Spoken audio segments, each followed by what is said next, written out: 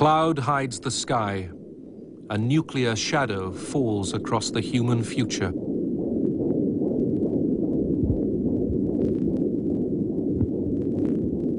Midway through the 20th century, two superpowers prepared for a conflict which might have ended life on the planet.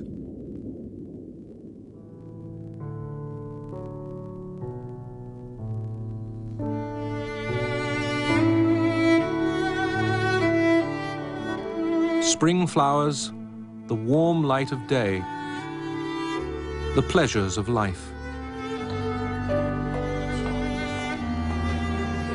But under this American hotel was a hidden gate. It led into an underworld.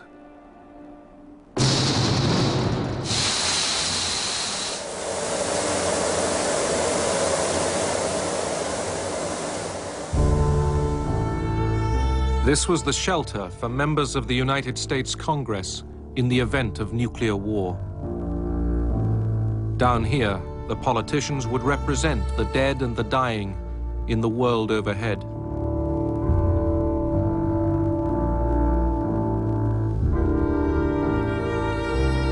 For a handful of human beings, there was all they needed to wait out the nuclear winter.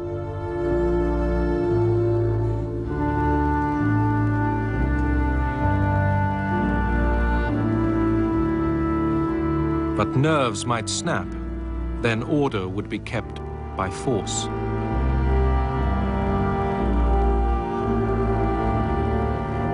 The lost world above the shelter would become only a memory, a myth. The living would come to envy the dead.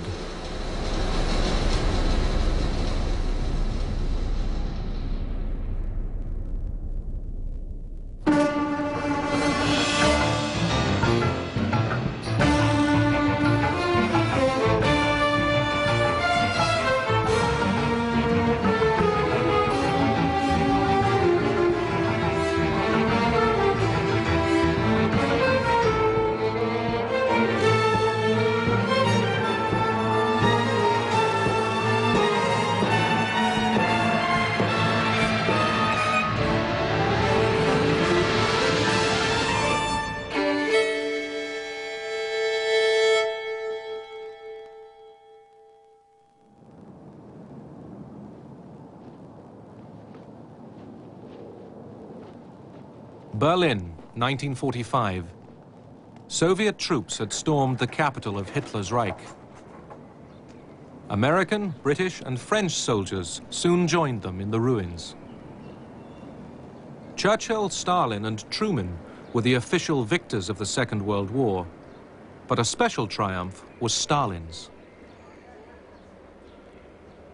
Russian power had pushed forward into the center of Europe.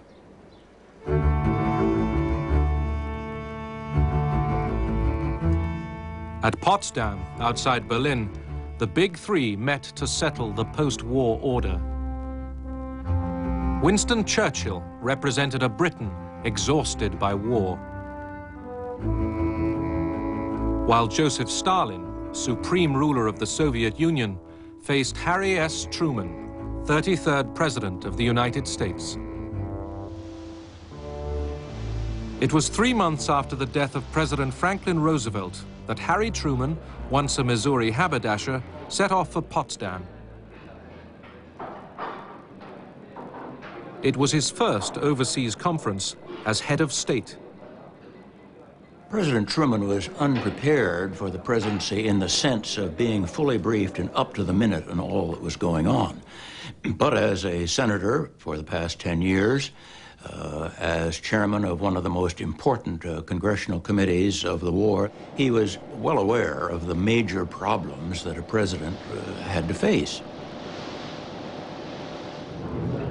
Stalin was late for the conference. He had a sort of heart attack. Anyhow, he came one day later. He visited Churchill and Truman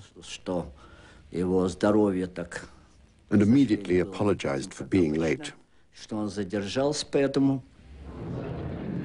The Soviet Union was devastated by war, but Stalin remained a formidable figure. I went up to him and I said, "Marshal, this must be a great satisfaction to you after all the trials that you've been through and the tragedy that you've been through, to be here in Berlin." And he looked at me and said, "Tsar Alexander got to Paris." Did Stalin want to push on to the Atlantic? Lenin, his predecessor, once hoped the Russian Revolution would lead on to communist world revolution. It was then, after the First World War, in a clash of ideologies, communist and capitalist, that the Cold War had its origins. In 1919, President Woodrow Wilson took ship to the European Peace Conference with his gospel for a better world, safe for small nations, sound for business. But his peace settlement excluded Bolshevik Russia.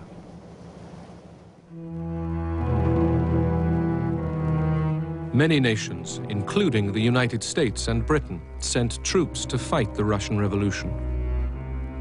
Churchill, fresh from victory over Germany, urged, "Kill the Bolshevik, kiss the Hun." The intervention left Lenin and Stalin convinced that the West would seize any chance, embrace any ally, in order to destroy communism. I joined the Civil War as a so-called son of the regiment. We were young boys. We knew we were fighting for the people, the poor people. There was widespread support for the Red Army. The foreign troops soon withdrew. The Bolshevik Reds defeated the Whites, their Russian enemies. The White Guards, who had left Russia, were encircling us. There was starvation. It was a time when sausages were made from human flesh.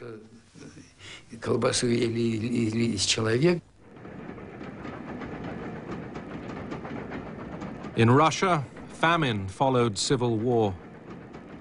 The victorious Bolsheviks turned away from the outside world to build up the economy at home.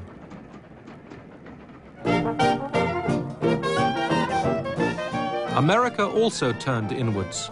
People wanted the good life and no more foreign entanglements.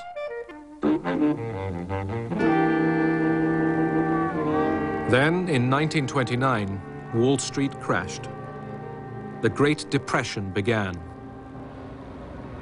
Suddenly, across the richest nation on earth, millions faced destitution.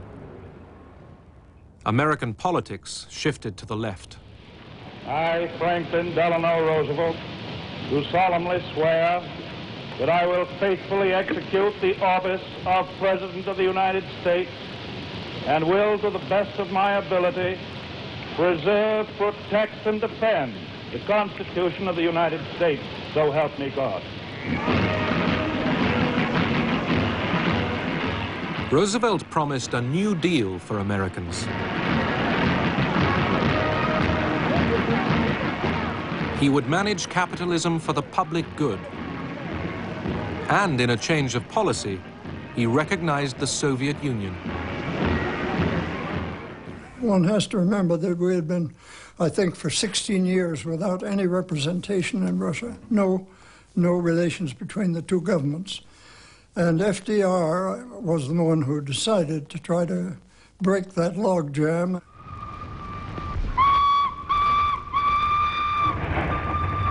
Stalin's industrial drive soon attracted American experts. Some brought their families.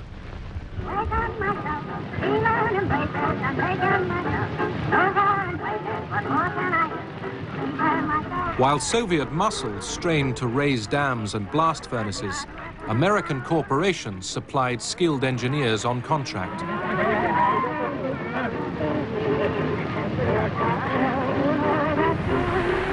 Communist ideology didn't worry them. Unlike the Russians, they were free to go when the job was over.